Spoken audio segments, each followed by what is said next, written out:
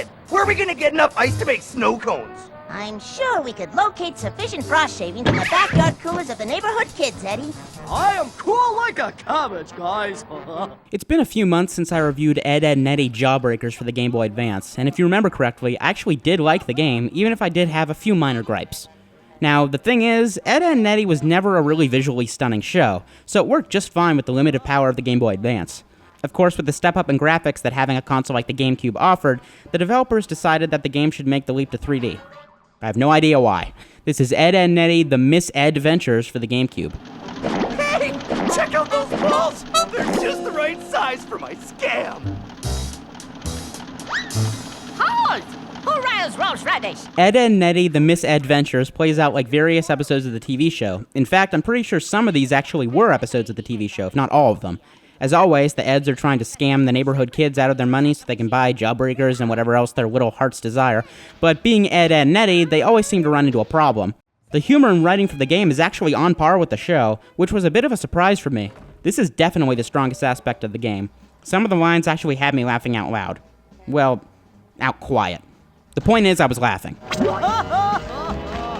Gameplay in the Mis-Edventures is where the game starts to show its flaws.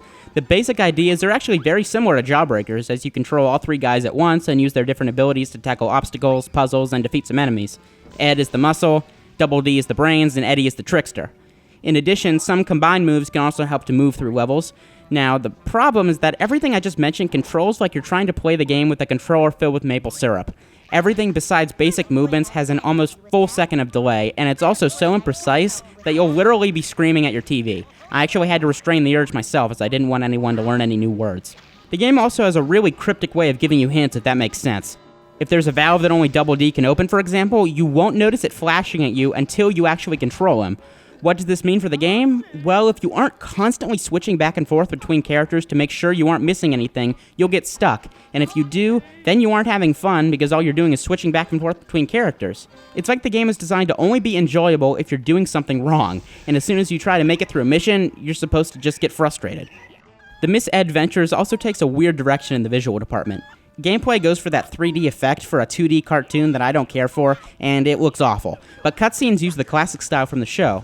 These actually look pretty solid, although the number of frames appears to be lowered. In addition, all of the voices are back, and each actor gives a good performance, so it does feel like the TV show. The game also uses those cool little title cards that the show always used between episodes, and even though it's a small thing, I really like the inclusion of them. What? Wait a minute! We can't let a chump like Rolf keep us from this party! We gotta get in there! Ed, Edd and Eddy, the Mis-Edventures has some laughs, and it does follow a similar format to an episode of the show, but it also takes some big missteps that keep it from being even an average game.